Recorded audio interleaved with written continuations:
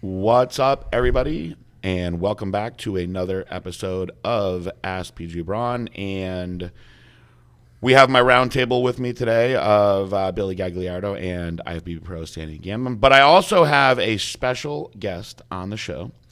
And my special guest is Trevor Kouritzin, who is not only a SARM expert, whose show I have actually done before, but just to give you a little background on him, he's a chemical engineer. And he has done all sorts of research on different dietary supplements. Unfortunately, he's Canadian, but we still like him. We don't hold that against him too much. But he is currently working towards his doctorate in the field of exercise science. He is a former professional bodybuilder. He's done international modeling, all sorts of stuff. And like I said, he is a friend of mine. I've done his podcast before. And with SARMs being such a hot topic right now, we've gotten a lot of questions on SARMs. And Sammy talked about SARMs a lot in his episode. I figured, who better to bring on than Trevor. So, Trevor, thank you very much for coming on with us today. All the way live from Winnipeg, Manitoba. Was that a good enough introduction for you? That was very flattering. Thank you. Good. So let's get right into it. And why don't you explain to everybody what SARMs are for the layman's listeners? Okay, so there's a lot of confusion on what SARMs are. So basically, steroids have a lot of therapeutic benefits if you think of them in a clinical setting.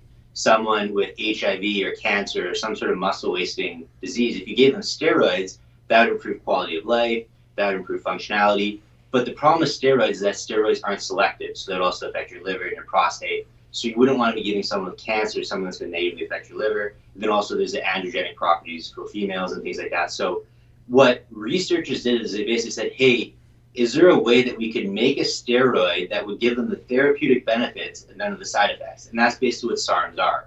So SARM stands for Selective Androgen Receptor Modulator. So what that means is that SARMs are selective. They bind to the androgen receptor just like steroids do, but they don't affect your other tissues. They don't affect your prostate, your liver, or any of those other tissues that you don't want them to affect. Another nice thing about SARMs is that there's no androgenic properties.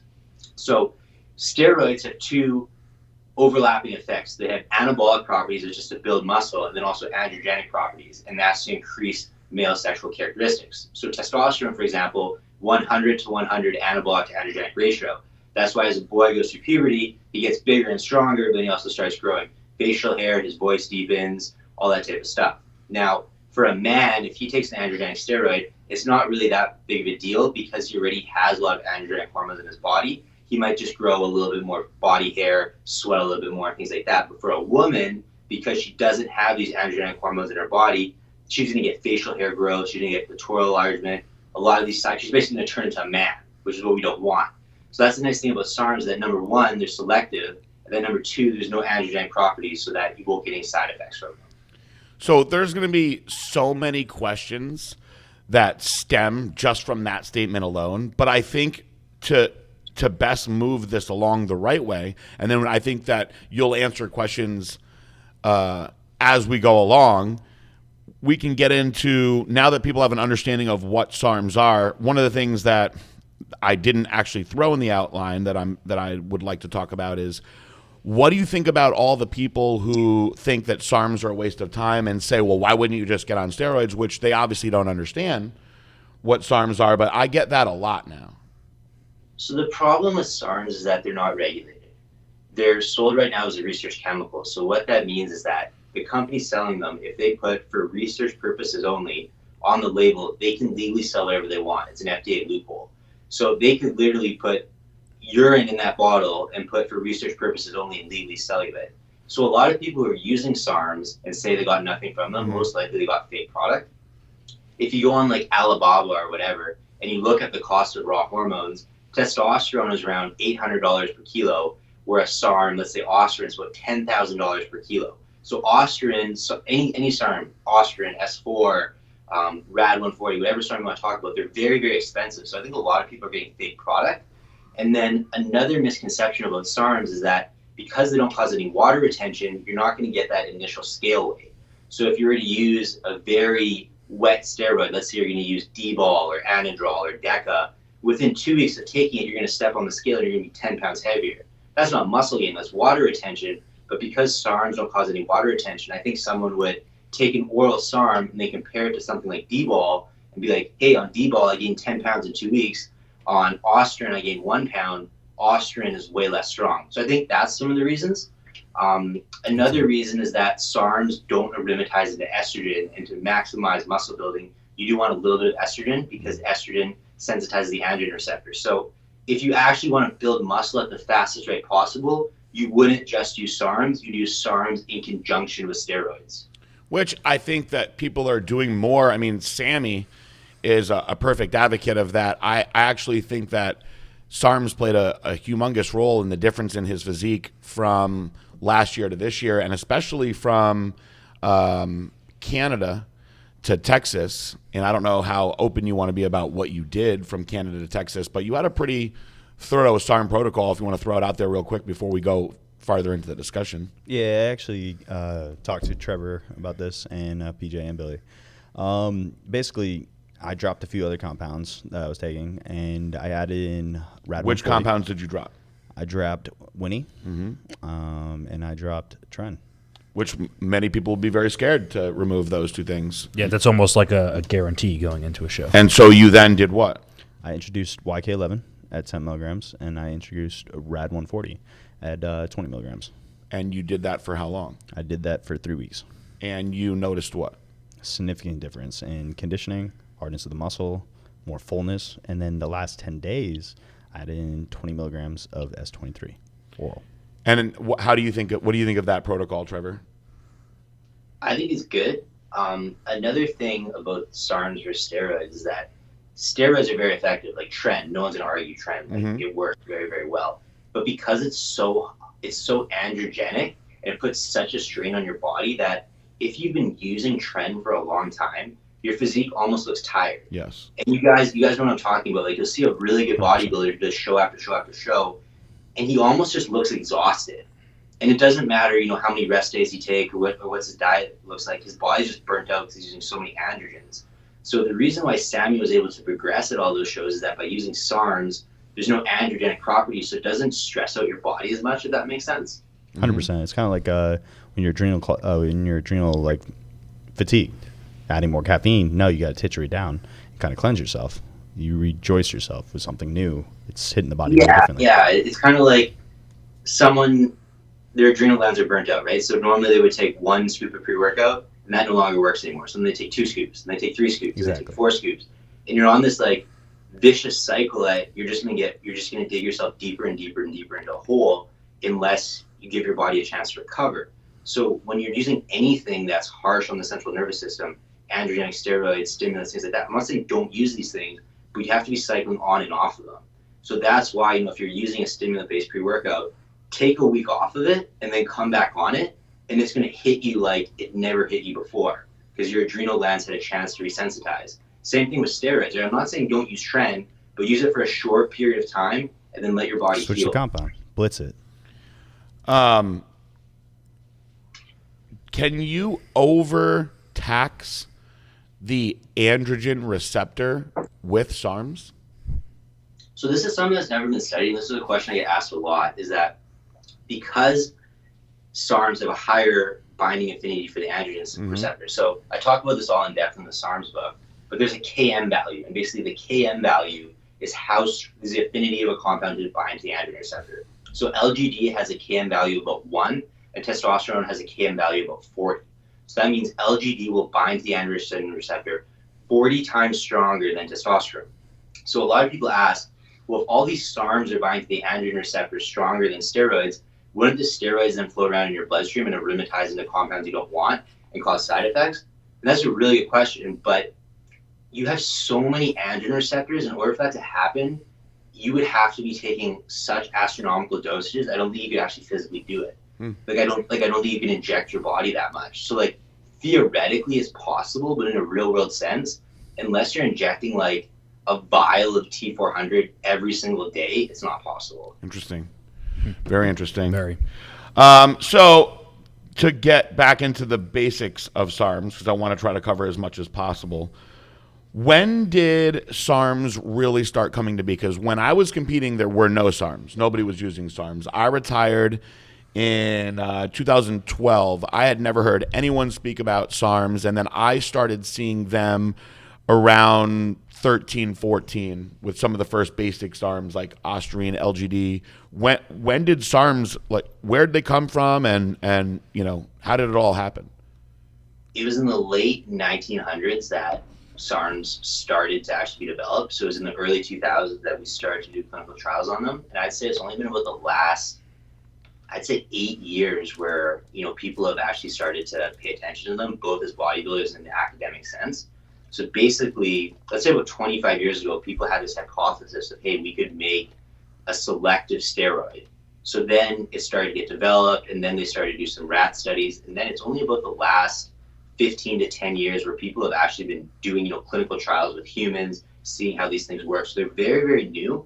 And that's one exciting but also cautious area, is that there's no long-term studies. Mm-hmm. So everything I'm going to talk about, there's very limited data backing it. So I'm kind of using my hypothesis on these things. Of course, it's and more like trial certain and error. SARMs, like the newest SARMs, like YK11, there's never been a human study. So there's rat studies, and we have 99.8% identical DNA to a rat, but a rat is not a human. So these are the things that, you know, you kind of got to take with a grain of salt.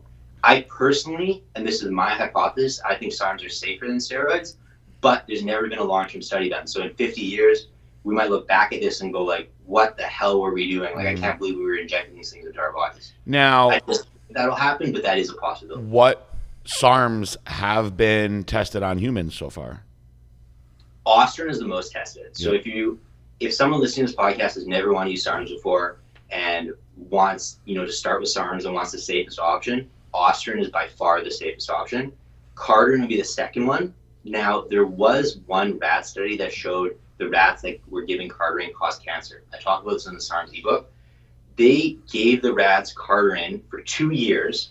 So first of all, you have to remember that the lifespan of a WinStar rat is only about 2.5 to 3 years. That'd basically be like you, PJ, taking Carterin your entire adolescence. That'd be like you taking it from age 18 to 80. Mm-hmm. And they gave them 10 times the therapeutic dosage. They gave them the human equivalent dosage of about 260 milligrams per day. Wow. Most people are using around 10, 20. I've heard some people use 30, but 20 milligrams per day is kind of like the standard dosage of Carterin. So the toxicity of some over-the-counter drugs like acetaminophen is actually only 2 times the recommended dosage. So the fact that they gave the rats 10 times the recommended dosage for the entire adolescence, it's kind of like a no-brainer that they would get side effects. Like take 10 times the recommended dosage of anything for 80 years and you're going to get cancer.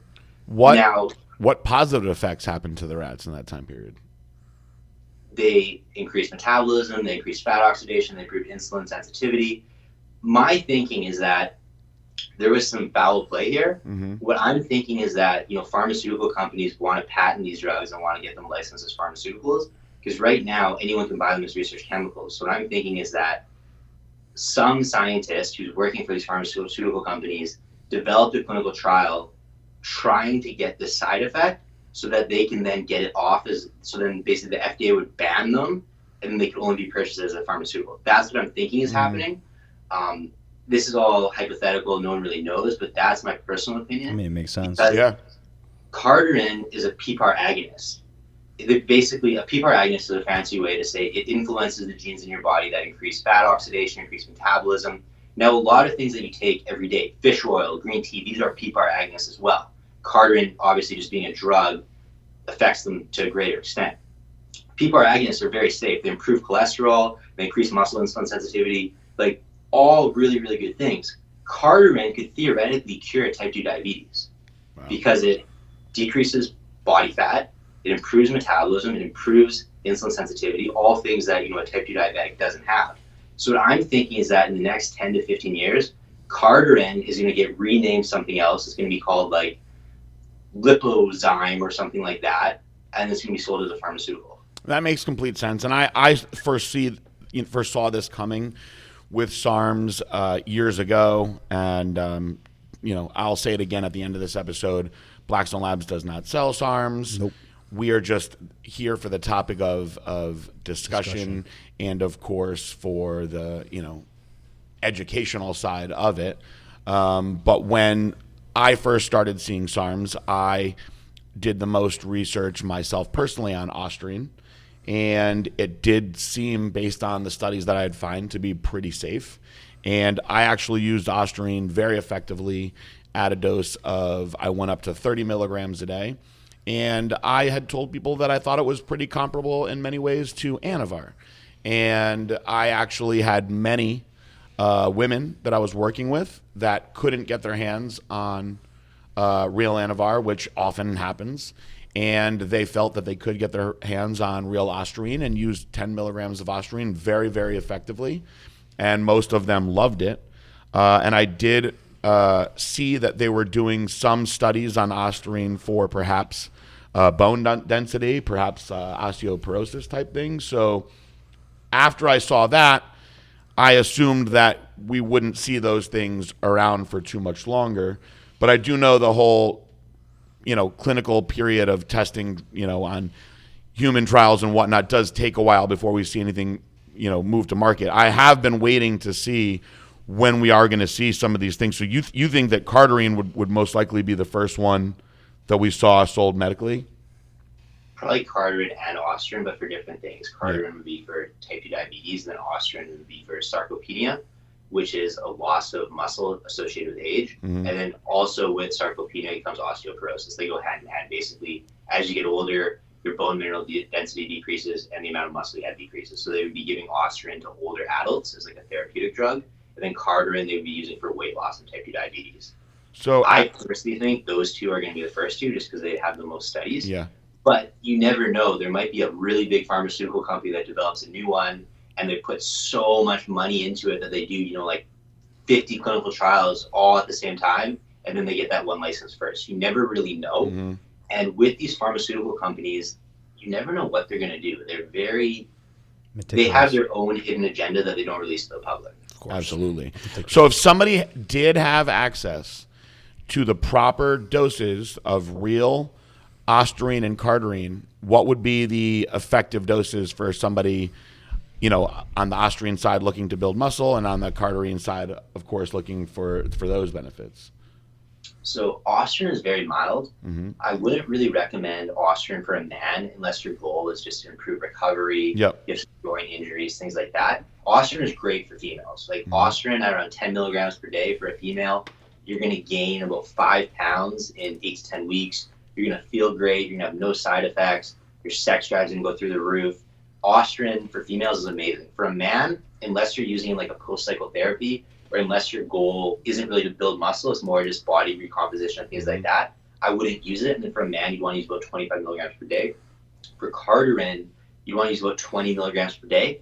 10 to 20 is what I would say. So if you're a very small female, maybe 10, but most people just use 20, and that's kind of like the standard recommended dosage. Now, this goes on to a segue in that a lot of people now are experimenting with injectable SARMs. Mm-hmm. If you actually read the clinical trials on these drugs, 99% of the clinical trials is that they actually just injected the rats with the drug. Because it's easier to do, right? You got a rat in a cage, you inject it with the drug, you know what took it. Whereas if you try to mix it with their food or things like that, they might not eat all the food or things like that. So generally, when you're doing drug clinical trials on rats, you just inject the animal with the drug because it's way easier. So are injectable SARMs far superior then? Well, injectable anything is superior, right? That goes for anything across the board. If you take like a B12 supplement versus injectable B12, the injectable B12 is going to absorb better. Now, how much better injectable versus oral is, that's never been studied. Mm-hmm. The interesting thing about SARMs is that they're not methylated. So that's a positive in that they don't affect your liver. But because they're not methylated, my personal hypothesis is that the oral absorption isn't very good.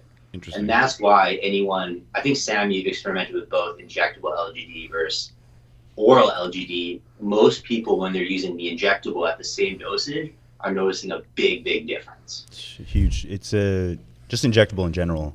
Any SARM is a significant difference in my opinion. So I have only used, myself personally, I've used Osterine at 30 milligrams during a PCT, and I thought it made the PCT far easier than it had I not had it, for sure.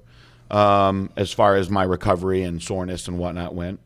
I have used Cardarine at 20 milligrams for about 30 days, and I actually noticed quite a difference as far as fat burning on that one. I have used LGD at 25 milligrams a day, oral. And I felt that the LGD was, I think at that dose, I was a little bit disappointed in what I got. But then again, I don't know at the time, this is going back so many years, I don't really know what I could have compared it to or how good my source was. And I have used MK, which I definitely noticed the water retention for sure, like the normal GH type of side effects. I also had real GH, so I thought, why not just stick to the real GH?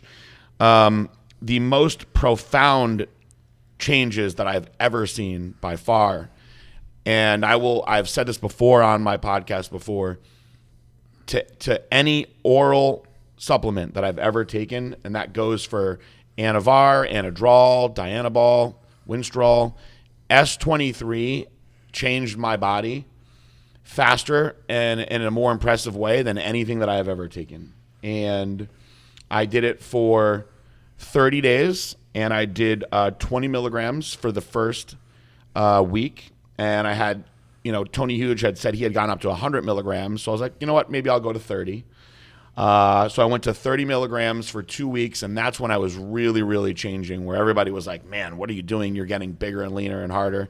And then the fourth week, I went to 40 milligrams, and then I stopped. And when I stopped, it was pretty fast that I felt like I hit a major wall in the gym, and I lost my Superman ability in the gym. And I definitely had a bit of a crash afterwards, even though I am on HRT testosterone. It was considerably different. And that led me to want to try the injectable S23. Now, the injectable S23 that I was using caused me tremendous pain anywhere that I put it. And it was giving me fantastic results. But the pain, even in little microdoses, was so insanely bad that it was blowing up wherever I was putting it, that I toughed it out for about 2 weeks, and then I never wanted to touch it again. And that's about as far I've gone into SARMs. I have messed around with blends of SR909 GW, but blends that I've thought have been great. Stenabolic. Trying to think if I've used anything else, actually. You used a blend with Rad 140. I did use a blend with Rad 140 when I was dieting that I did get. I got pretty good results. I've always had the HRT base, which I think makes a big difference versus somebody that's just using SARMs. So I wanted to talk to you about breaking down the SARMs that are out there now, because that's what people are going to want to know. Like, what's going to get me jacked? What's going to get me strong? What are the doses? That's the main thing that people are going to be asking. The two strongest SARMs are S23 and YK11. S23, this is straight from the SARMs ebook. Instead of a paronitro group, it has a cyanide group. So that allows it to be 96% oral bioavailability. So S23 is the only SARM that is basically just as good oral versus injectable. Glad to know Interesting. I would. Glad to know that now after all that pain that I went through. I try to explain that to him. Okay, so the tough thing about making injectable SARMs is that SARMs are very delicate hormones.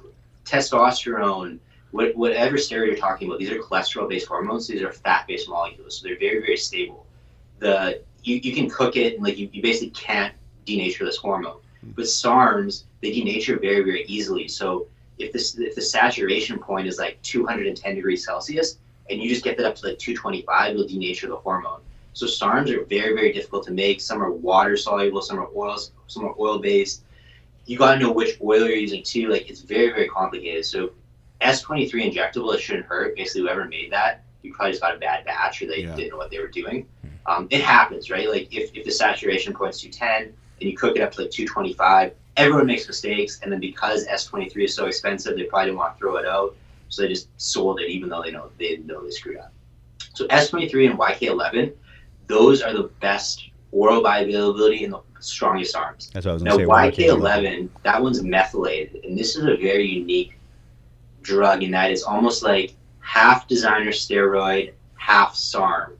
Because it's a SARM, but it's methylated. So it's almost like you took Winstrol and you took Ostrin and they had a baby. That's what like YK11 is. And then YK11 also influences myostatin. So theoretically, YK11 will make every drug you stack with it more effective.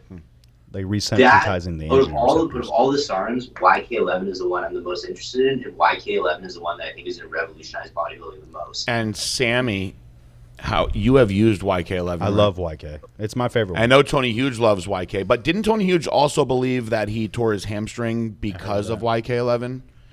So all this is okay. Great point. All steroids, all SARMs, they decrease collagen synthesis in the body. So it's very, very important that while you're taking steroids or SARMs, you supplement with collagen. That's very, very important. That's I think why I actually found all bodybuilders should be supplementing. What with is your collagen. favorite collagen supplement? Whatever's cheapest. Because I get these questions a lot. A lot of women Go to Vitamin are Shop. buying like they have like the bovine collagen supplements that you can get in powdered form at like Publix. That's what I use. Yeah. And Yeah. there's women that are just supplementing with it like crazy because they say it makes their hair grow longer. Okay, so what's interesting is that collagen is made of endothelial, and your hair, your skin, your entire lining of your cardiovascular system, it's all made of endothelial. It's all made of collagen. Collagen is the most abundant protein in the body because everything besides your muscle is made of collagen. Your tendons, your ligaments, your bone, your skin, your nails, everything's made of collagen. So everyone would benefit supplementing with a collagen supplement. The problem is that traditional humans, you would buy it, you kill a chicken, you eat the meat, and then you'd use the bones to make bone broth, and you make soup. If you ever talk to your grandma, right? She'd roast a chicken, she'd save that carcass, she'd make bone broth, chicken noodle soup, or whatever. But we're not doing that anymore. If you go to the grocery store, you're getting that perfect chicken breast. There's no tendons, there's no ligaments. No one's making bone broth anymore, so we're not getting collagen anymore. And collagen is the highest in glycine. So if you're going to be making bone broth or things like that, that'd be the best way to do it. But then if you just want to supplement, just get collagen. Some people argue marine collagen is better than bovine collagen. In my opinion, that's a marketing hype. If you look at the amino acid profile, they're almost Man, collagen's so cheap. What about bone broth? People ask me if they should be supplementing with bone broth. It's the same thing, really. Yeah. I mean, it's delicious. What I would say, don't waste your money on collagen supplements or bone broth supplements. Just go make bone broth. If you have a slow cooker, throw some bones and some sea salt in the slow cooker for 24 hours. Time is money, man. So I'd rather spend the money, to be honest. So I had a question for you real quick, back to the S23. So I took it coming off of a show this year. And I know we talk about SARMs being selective androgen receptor modulators, but I can't help to feel that when I was taking S23, I felt like a strong androgen type surge from it. Like it felt like I was taking, when you take Tren. I did too. And you have that feeling, that alpha as fuck feeling. I had that from S23. So if SARMs have no androgenic qualities to it, why did I feel that? Okay, great question. I should have phrased that better. Negligible androgenic properties. So Got it, S23 okay. and YK11 do have some androgenic properties, but nowhere near the strength of like testosterone or something like that. So what you said is true. S23 and YK11, those are kind of like the new, more cutting edge SARMs. It's like anything in life. We make a car, we want to make it faster and faster and faster and faster. So all of the newest SARMs are stronger than the first SARM. So Ostrin was kind of like the first SARM ever to be developed. Very, very mild, pretty much zero androgenic properties. And then they made LGD, and then they made S4, then they made S23, then they made YK11. S23 and YK11 I would not recommend to a female because they do have some androgenic properties. And because they're so selective, they're binding into that androgen receptor so well that's why you're feeling so like anabolic and like almost godlike. Yeah, that's exactly how it felt. It was Absolutely. like godlike. I loved S23. I did too. I just had such a rough experience with the injectable, but now that I know that, I will just, when I run it again, take I'll it stick to the oral. Yeah. What is the optimal dosage for oral? So again, this is something that people have never experimented with. So I just want to say, I want to clarify one thing is that any women listening to this podcast, all SARMs are safe, but don't touch S23 or YK11. Those ones do have some androgenic properties, so those don't touch.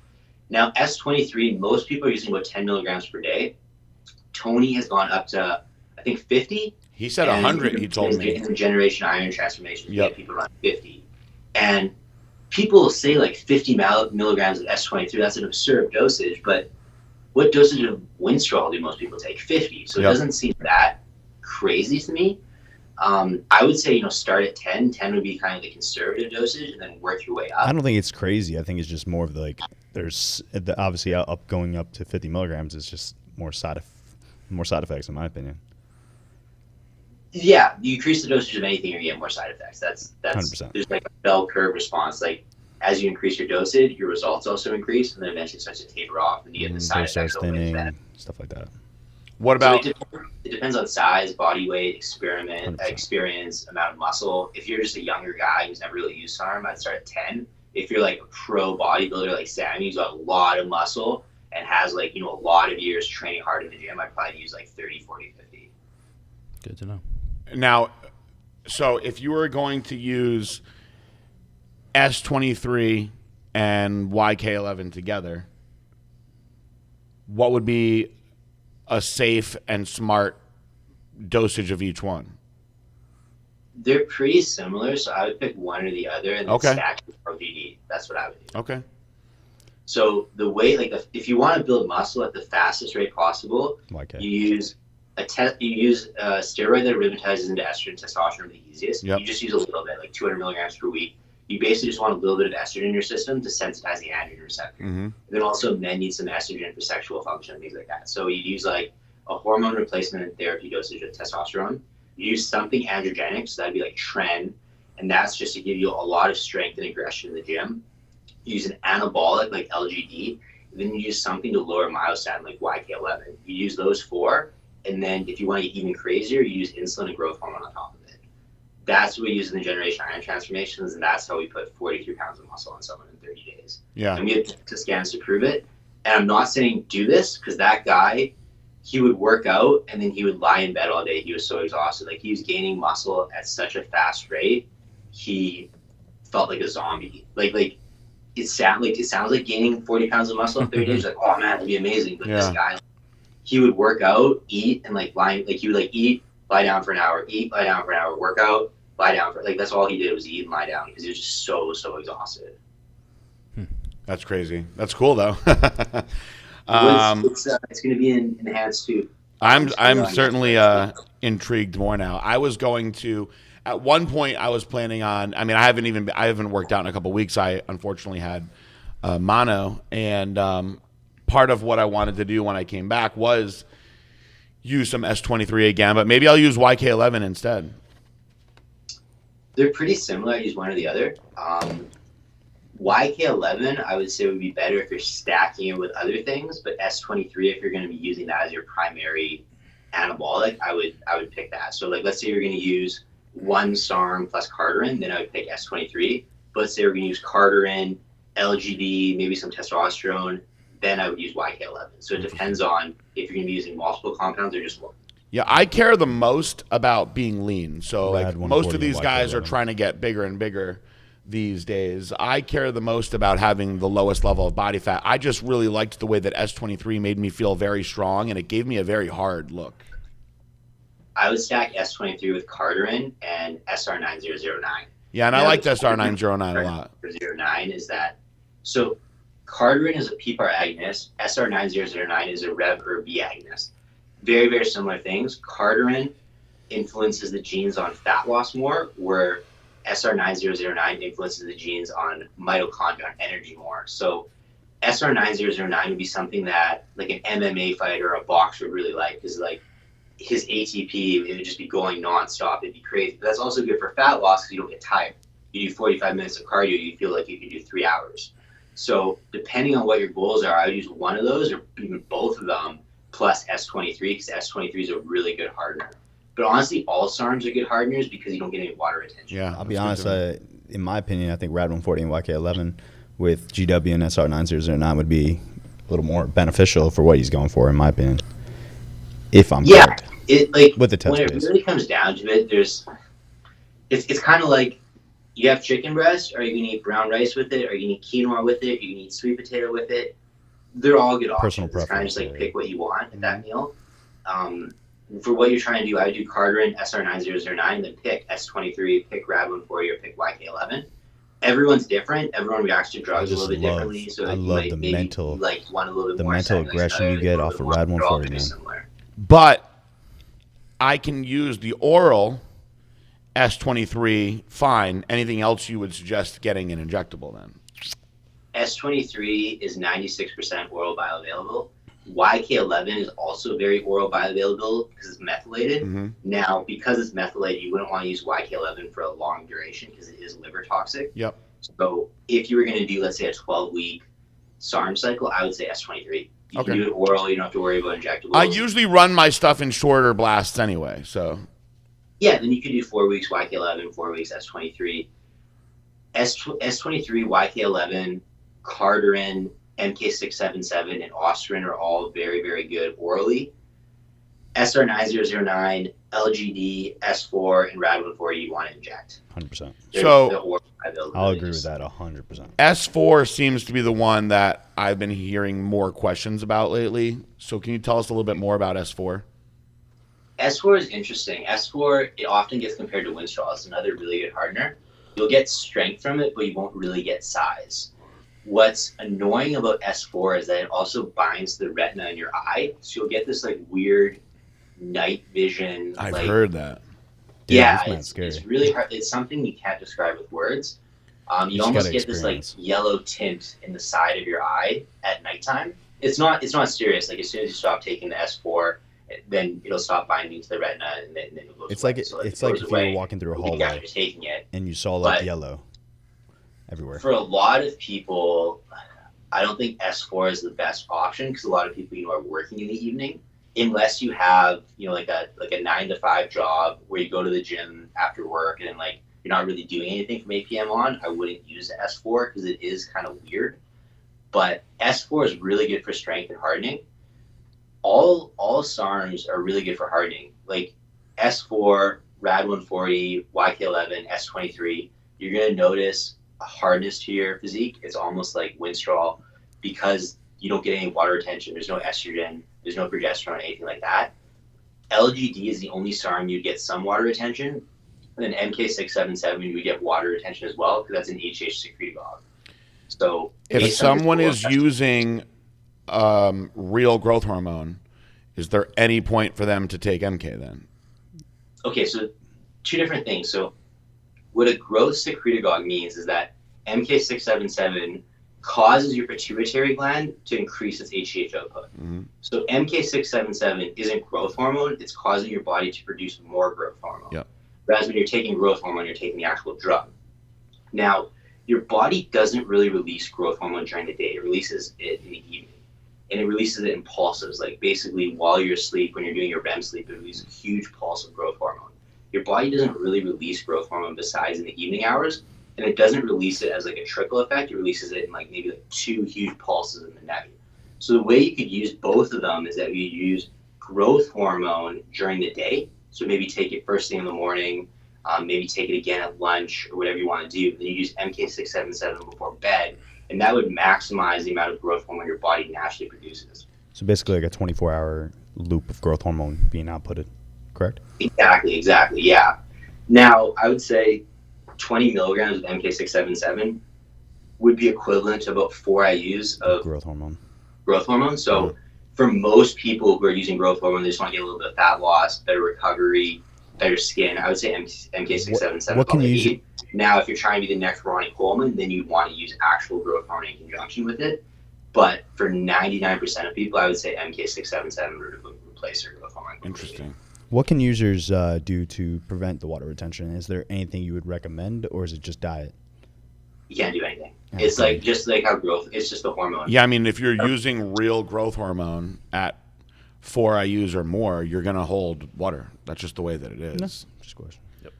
Now, the longer you're on it, the more your body gets used to the Gets hormone. used to it. So, like, you'll gain a lot of water initially, and some of that will come off, but you're going to retain water regardless. It's actually a good thing because it'll cushion your joints and things like that.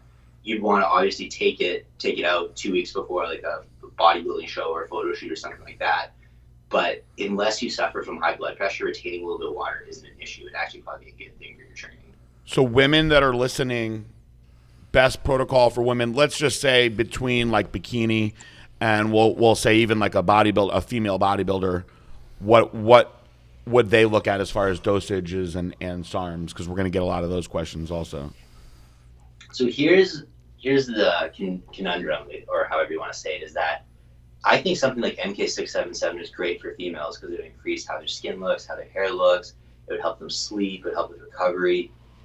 The issue is that's going to make you retain some water. And now with Instagram, a lot of females want to look amazing. Of course.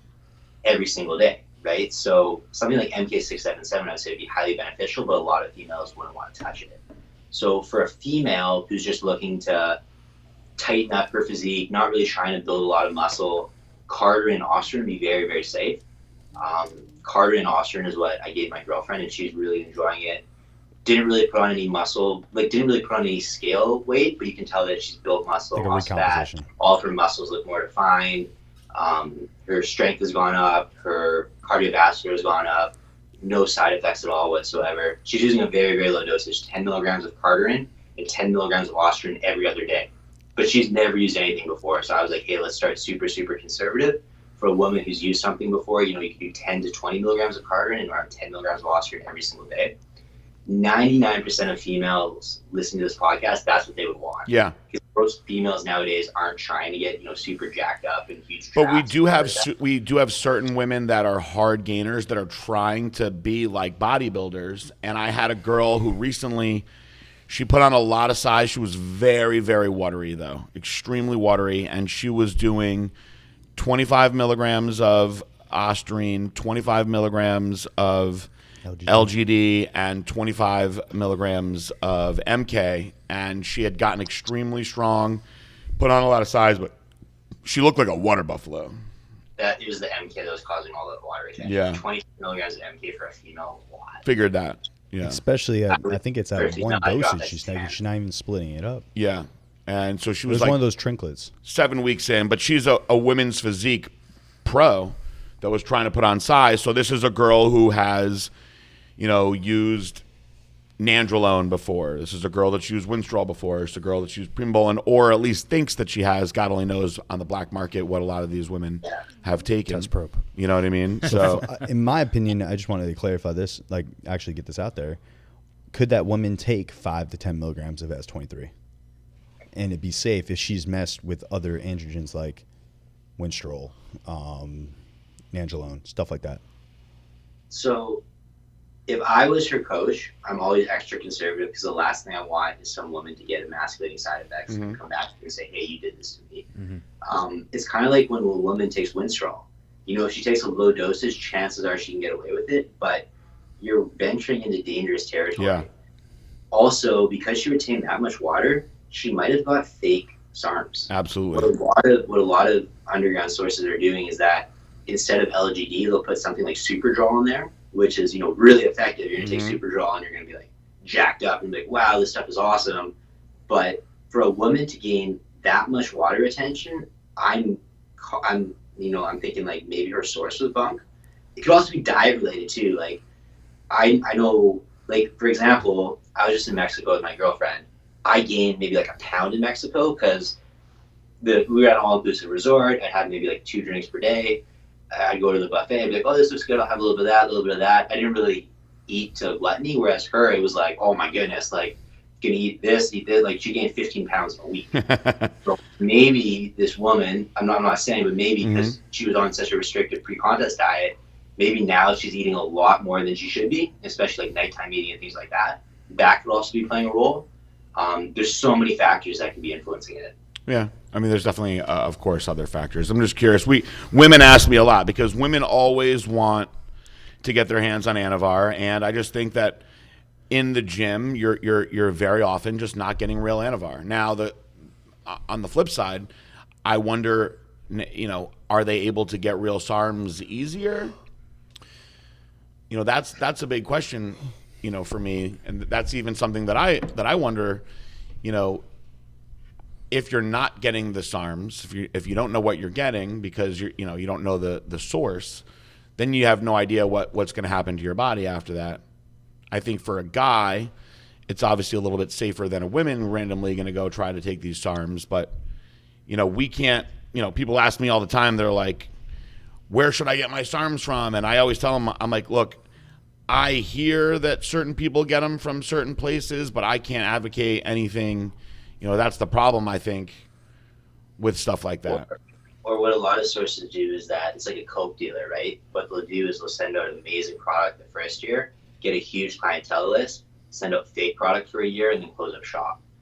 I don't want any companies to throw a brick through my windows, so I'm not going to actually list any companies. But in the SARMs ebook, I did HPLC test a couple different sources, so I go through that in there.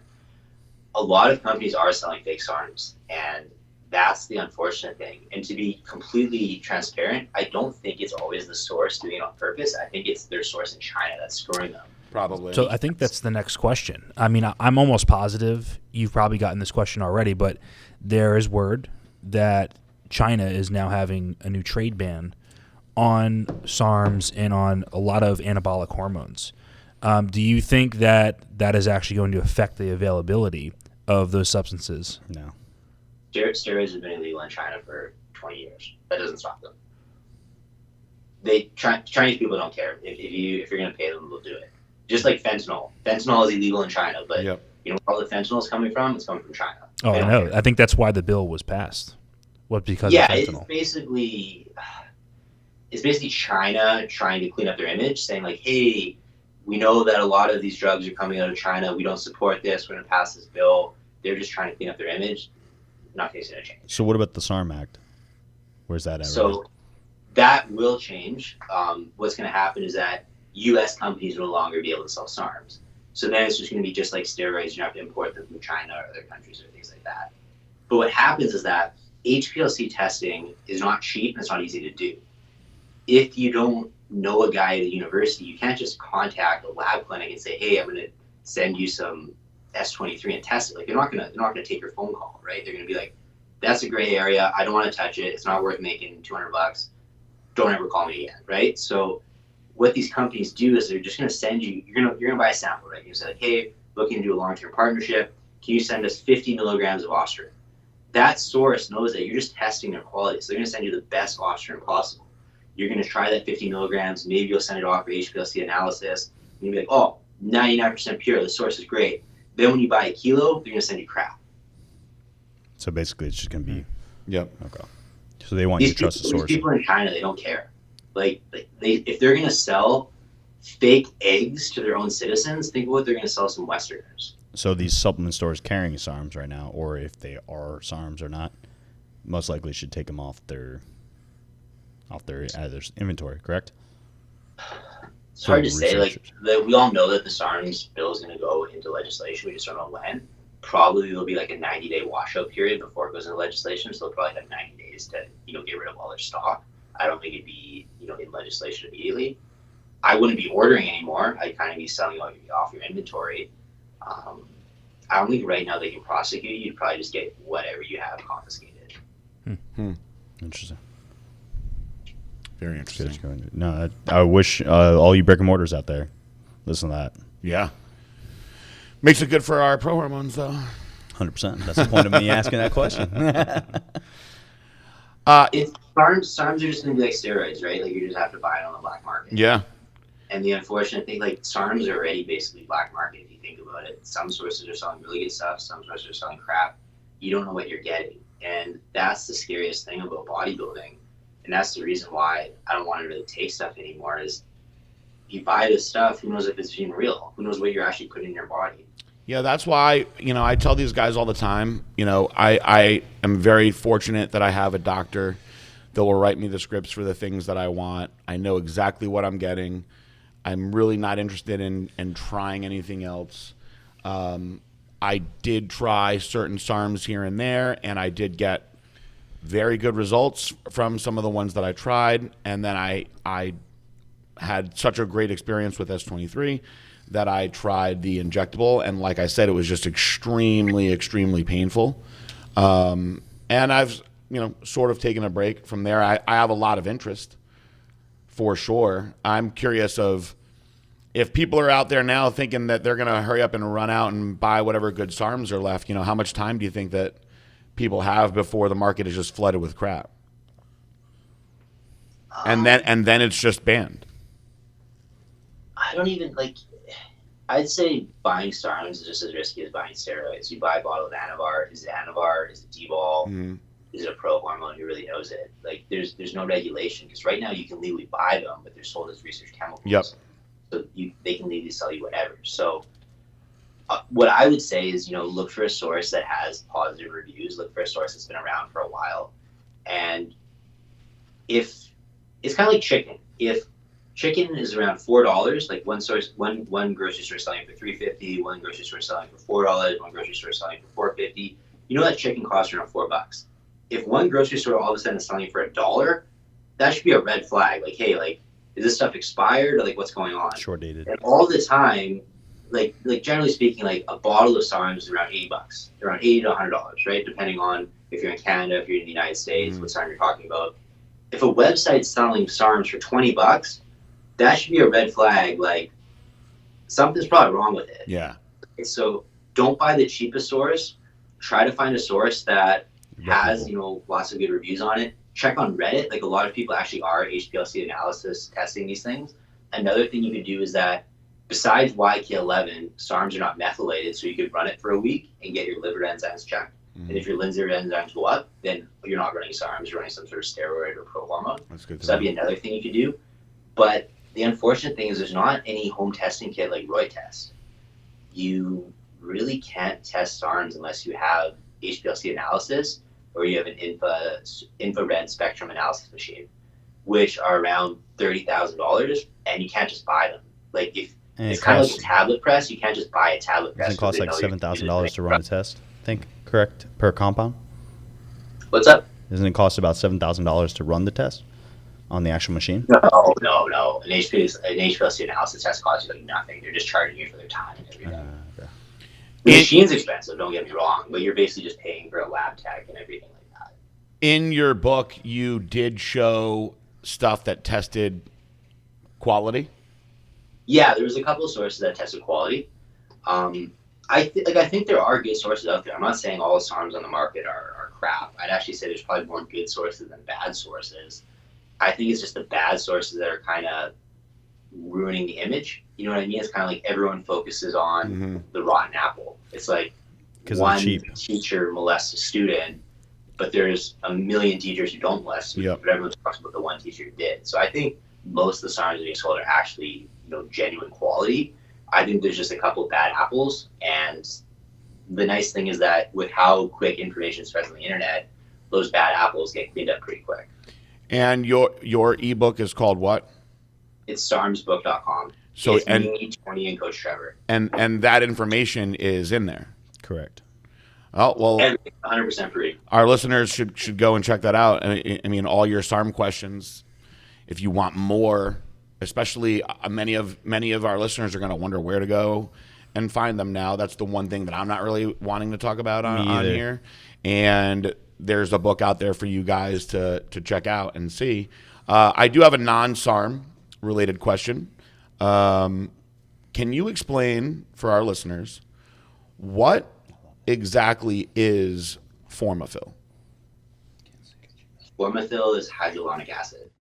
And do you feel that most of these guys that are coming out of, let's say, Kuwait, that are extremely round, they're all full of oil? And do you feel that it is this particular oil? I think a lot of them. Okay, so Formafil is actually water-based. It's hydroloric acid. I think it's 5% suspended in water. I probably shouldn't even know that concentration, but whatever. And that's when, if you ever go to a laser hair removal clinic, and they do lip fillers, or they do cheek fillers or things like that. My girlfriend gets her lips done, and it's just hydroloric acid. I actually told her, hey, I can cook you this and make it. It'll cost you $10. When she's spending $400 on lip fillers, but it's all the same thing. And basically what it is it just swells. So it swells the muscle or it swells your lips, and that's what gives them those like full lips that a lot of women want. And how long does it last for? A couple months. So I'm gonna be honest. I went through a period where I used some Formafil, and it actually seemed to work pretty good. It really did. And it's kind of like a plus and a minus. Is that Formafil, because it's water based, it doesn't stay in the muscle. Yep. So you're gonna have to do it every 3 to 4 months to kind of be like your maintenance dosage. Mm-hmm. Now, the good thing about that is, like, let's say you screw it up, that you get a lump, that's going to go away. It's pretty hard to screw up because it's water-based. Mm-hmm. But with oil, that's not going anywhere. That's in there unless you actually go to the doctor and get it drained or get it cut out. That's why a lot of guys using synthol, they do their first couple injections, it goes really well, they get a little bit careless, and they get this huge lump on their shoulder or whatever. So I'm overly cautious.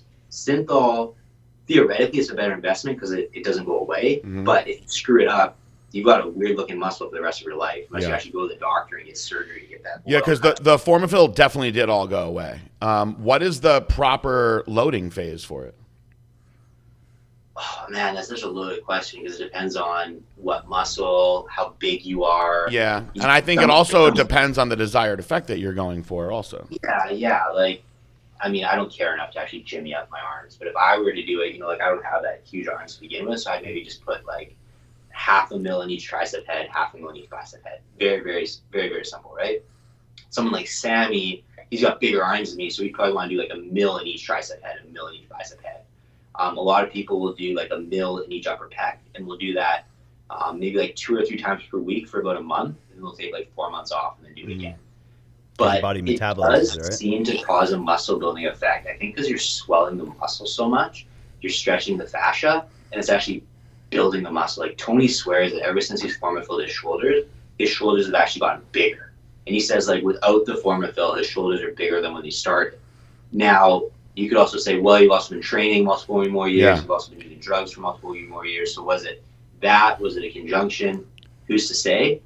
But Formafil is very safe. So if you're going to do some sort of site-enhancing product, I would do Formafil. Good to know. So no synthol, guys. That's basically what he was saying. Well, he was saying that done the right way, synthol stays where the Formafil doesn't. Yeah, but the problem at is least, everybody fucks it up. At least the Formafil is safe. So no, that's my point. I've never used synthol, but it would hurt like hell because you're injecting oil, you're not injecting water. I used painless pumps, which Palumbo used to advocate, in my rear delts when I was competing, and it made a tremendous difference to my rear delts. However, now I have major atrophy as well as neurological issues back there, and I actually believe it's from repeatedly site injecting those areas. I have had injuries there as well, but I've had a number of doctors scratch their heads over what has actually happened to that part of my shoulder, how strange it is. They might have had some sort of preservative in there, and that's what would cause the atrophy. I don't know how painless pumps is made. I don't know who's making it, but It's kind of like with steroids. Oil doesn't, like bacteria doesn't grow in oil. So in order to make unsanitary gear, you have to really not know what you're doing. Yeah. A lot of these labs are putting in crazy amounts of BA and BB because they're like, well, I want to make sure this stuff is sterile, so they're putting in like way too much, and that's what's causing the inflammation and the post-injection pain and everything. And you're injecting a preservative into your muscle. That's destroying the muscle tissue, basically. So that's what I think is they probably added some sort of preservative to increase the shelf life. Makes sense. And that's what caused the atrophy. Yeah, 3 Makes years. a lot of sense. Well, we've covered a lot on SARMs. Is there anything that you feel that we really missed that you want people to know today? So SARM's book, you can thank Tony for that. We both get bombarded with questions on SARMs on a daily basis. So Tony basically paid to have that book written just because he wanted to put this information out there. Really? Oh, another thank you to Tony. We love Tony over here anyway. So Tony's a very generous guy. He's actually too generous. The problem is if Tony had his way, no one would ever buy anything. He'd give everything away for free. Oh, I know another guy like that. So. Maybe that's why he and I get along so well. Yeah. But honestly, that's why we wrote the SARMs book, is that it's free. There's like people are accusing me of trying to monetize it, but I'm like, how am I trying to monetize it? It's free. I'm not saying buy my training program or anything at the end of the book. It's just information. It's just a fucking PDF you download, dude. Yeah, it's very informational. Honestly, It's it was almost great. like, you know how some coaches will give out like a free workout program. They kind of say like, hey, Yeah, like, they try to sell their ebooks. yeah, or whatever, try to build their following or whatever. Like it's free, no strings attached. You don't have to buy anything. We're not going to like build your. You don't have to It's put in just your you credit guys card are information. putting out information. That What are people- you most interested in right now besides SARMs? I think the sport as a whole is really going to change. I think a lot of people are getting sick of bodybuilding and the way the sport's headed, and I think it's going to be a big 180. I think it's going to go more into like fitness modeling and physique type things. Instagram has really killed bodybuilding in that no one really goes to bodybuilding shows anymore. It's depressing that if you go to the Olympia every single year, it's smaller. So I think I would agree with that. media icons like The Rock and things like that, they're going to rejuvenize bodybuilding, but it's going to be different. It's not going to be in the posing trunks anymore. I think it's going to be more about athletics. I think it's going to be more about like a fitness look. I think bodybuilding is going to really change in the next 10 I feel to 15 Classic will years. keep his hype, to be honest. The Rock has his event in October, the Athleticon event. Should be very interesting. I think he partnered with Daniel and Bailey on it. Really? I did not know that. I think I saw it on a poster. I don't know. But the problem with bodybuilding is that there's no money in it. Like all we have is a couple supplement companies supporting it. We need something mainstream because then big companies like Coke, Nike, Adidas, then they'll sponsor it. Compared to like Coke, Optimum Nutrition is like nothing. Of course. So that's the reason why bodybuilding is dying is that if you look at CrossFit, if you look at any sort of athletics, they've got big sponsors. They've got Nike, they've got Reebok, Yeah. they've got Coca-Cola, Gatorade. Why do you think? No one really wants to get associated with It's bodybuilding. because bodybuilders are drugs. very, very blacklisted because of the drugs. Yes. But at the end of the day, all athletes are using. Although drugs. female CrossFit athletes look like, poster childs for steroids, but once the whole baseball scandal went down, I don't want to get into this right now because it's a whole topic for another discussion, but once the scandal in baseball went down with Patrick Arnold and Mark McGwire, it all really pointed at the bodybuilders, and then bodybuilders became these big, drugged out, bad people. And media started going away from bodybuilding more and more and more and more. Now, you can also combine that with the fact that many of the big sponsors just don't really like the direction of where bodybuilding has gone. And so they've pulled out of the big shows as well. I love bodybuilding. That's why I sponsor all the big shows too. Also, I feel like I've gotten to live a pretty awesome life, minus all the FDA stuff, thanks to bodybuilding. So I give back for that reason quite a bit. But I do understand why many of the sponsors have left. Yeah, you're I right. think with the internet, though, a lot of people are going to start to realize how prominent sports performing drugs are. We also just did a documentary with National Geographic, and in National Geographic, the documentary was all about doping in sports. Mm-hmm. And there was professional wrestlers, professional football players, professional hockey players who all came out and admitted to using performance-enhancing drugs. Now, depending on the sport, they use different drugs, but everyone's doping in some way. So what I think this whole taboo associated with bodybuilding is kind of going to blow over because we're going to eventually realize every professional athlete is using performance-enhancing drugs. And then what needs to happen, it needs to be properly regulated so then it's accepted, and then people can appreciate the fact that it's making all the sports better. And then I think that's when the world is a great place. I don't know when we'll ever see that. I mean, I started taking steroids back in 2003, and it was a lot different back then, I will tell you that. And it is a lot different now.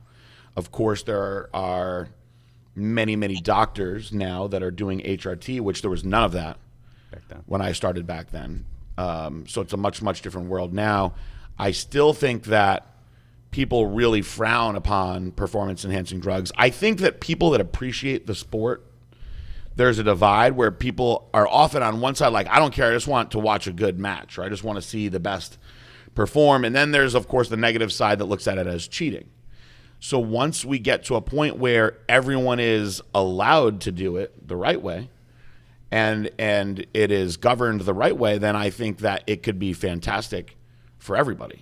But it's just a matter of how far away are we from that. That'd be TJ When- is that you look at the NFL, if you look at NBA or NHL or Mm-hmm. anything like that, kids are watching these games. So Yes. they don't really want to Promote it. advocate performance enhancing drugs. absolutely. They're like 10-year-olds watching them. So That's exactly what I was going to say. But we all that know better know that Ray Lewis wasn't using deer antler when he was getting better and better when he was getting older. You know, Roger Clemens wasn't getting better at baseball as he was getting older and older without all these performance-enhancing drugs. Well, I think so too. That a lot of these other athletes we see don't look superhuman. A lot of them look just like normal dudes. Yeah. But when you see, a guy who's 250 pounds shredded Yeah. on stage, it's fairly obvious Yes. that he's using performance-enhancing drugs. So I think with our sport, that it's such obvious drug use that it's easier to shy away from it. Yeah, but they don't see the hard work we're putting in. No, That's but I the- mean, it's still the actual drugs themselves are looked at so negatively. If you look at Lance Armstrong, he was America's hero for so many years, and now he's like a villain. Mm-hmm. And it's a double standard because any professional music artist, they're all using recreational drugs. of course, But we'll still go see them perform. mm-hmm. Like, so some rapper who's addicted to cocaine or whatever, that's okay, but someone using testosterone isn't. Right. crazy. Yeah, that's a great point. And if anything, they flaunt that shit. Mm-hmm. They flaunt it, and it's like almost cool that they flaunt it. Yeah, People flock to them because they flaunt that shit. yeah. I'm waiting for a rapper to start like Yeah. that's flaunting right. about SARMs or something. That'll be interesting. Yo, all these kids, slime and shit, man, plugging up the butts. No, I'm joking. Well, Trevor, thank you very much for coming on the show. I think we banged out a lot of important information in a good amount of time, actually. Yeah. First thing I'd say is download the SARMsbook.com. Honestly, that explains 99% of the questions the listeners are going to have. If you guys still have questions, I'm super accessible. My Instagram is my first and last name. My website is my first and last name.com. There's a contact me form. Me and Tony were answering as many DMs as possible. Like, we get bombarded on a daily basis. But that's why we wrote the SARMs book, is that the SARMs book answers questions better than we could type out on an Instagram DM. Like, It's literally an instructional manual to beginning SARMs to. So you've read it, obviously. Yeah, I read it 3 times. Come on, man. Ask Trevor how much I've been bombarding. Hey, when's the SARM book? Has Sammy been bothering you a lot?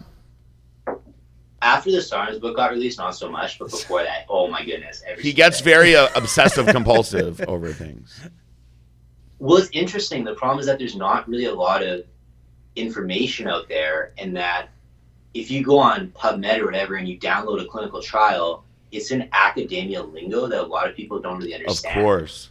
And I hate that. I hate that we can't, as researchers, we can't just write things in normal tone of voice. We have to make everything sound so scientific and smart to boost our own egos. Like, it just drives me nuts that you have to like call a adipose tissue lipolysis. You can't just say fat burning, right? Like, I don't get it. And I will shout out Gorilla Chemist, who I love, and I have always said good things about. But what often would happen when we were having discussions with people is, you know, he is such an intelligent guy, but he never would laymanize the things that he was explaining. And so I would often have to kind of jump in and be like, well, what he means is, and then people would be like, oh, okay. And I would be like, Gorilla, you know, you're so smart, but not only are people like losing what you're saying, but they're almost like thinking that you're like a weirdo because you're going off onto these long chemical, like unnecessary explanations. Like, people just want like their fast answers. They're losing on interest, stuff, you know? Yeah, I mean, I'm interested in the chemistry, so I get it. Like, he wasn't doing that intentionally. It is really, really interesting. But it's like It is. When we used to put out our content with him, we would put out a product and we would put out his explanation that would be like a 30-minute video. And there would be a few people that would be like, I really, really enjoyed that video. I myself really, really enjoyed those videos. But then I would put the same video out in like 3 or 4 minutes. And people would be like, oh, I get it now based on that. And that's just the way that this world works. You know, that's just.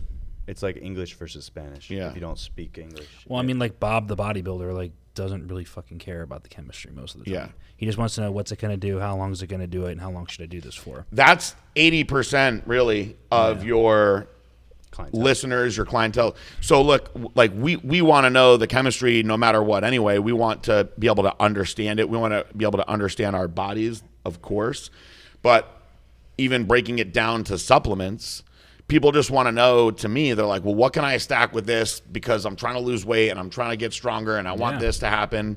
They just want their fast answers so they know what to go to right away. 100%. When I first started working in the call center, I would go on these like lengthy explanations of our products, and then I started to realize that I could have condensed that to maybe like three words, maybe like a sentence, and this sale could have been done a long time ago, so I think for the general public, the simpler the better. But we do appreciate we absolutely appreciate the chemistry. So you have a fine line with that. You have a good balance, Trevor. Where are you actually explained it very well. I actually you did, he does. He's fantastic. That's part of the reason why I wanted to have him on here. Where are my last question? Where are most of the clinical studies being done outside of the United States? Okay, I got to answer this, and I got to go. I got a meeting at the university at 4. What's interesting is that a lot of the clinical studies are being done in Europe, and Europe's medical system is completely different than the North American medical system. I was actually originally going to go into med school, but then once I started to research the curriculum more, I just didn't want to do it. Actually, the life of a medical doctor is really boring. You're basically meeting old people and refilling blood pressure medication. Yes. but anyways, in Europe, it's almost like holistic nutrition, right? Like they still write prescriptions, don't get me wrong, but in Europe, the doctor can actually write you a prescription and go on a walk, and you can take it to like a provincial park and get it for free. And you can, like, if a doctor prescribes you exercise, you can actually go to the gym and get it for free. That's like cool. Europe's completely different. It's fascinating. So North America, for whatever reason, is kind of stuck in their ways and very hesitant to bring on new information. Like cholesterol is a terrible biomarker of cardiovascular health. 95% of people who have a heart attack have perfect cholesterol. Now, something called DPA machine, digital pulse wave analysis, that actually tests how elastic your arteries are, and you can see how much plaque is in your arteries, which is much more important. Seeing how much plaque is in the arteries is much more important than your cholesterol. Now, in Europe, they actually do this as part of their regular screening. Whereas here in North America, we're still doing cholesterol. Some people say this is because of the pharmaceutical companies own the medical system and they want people to be taking more cholesterol medication, statins. I just think that we're kind of slow here in North America. I obviously pharmaceutical companies play a role, but I don't think, that this is the work of the devil or anything. I just think Europe is a little bit more into like organic and sustainable. Like that's just more Europe, where North America is economy, right? So all of these clinical trials, most of them are being done in Europe. A couple are being done in Asia, a couple are being done in Canada, but 99% are being done in Europe. Wow. Good to know. Trevor, thank you so much for being with us today. We'll have this one up sometime next week, and would love to have you back on another time. And I'll shoot you a message anyway to thank you. Thank you, Trevor. Sure. Take care, guys. Nice Thank meeting you, man.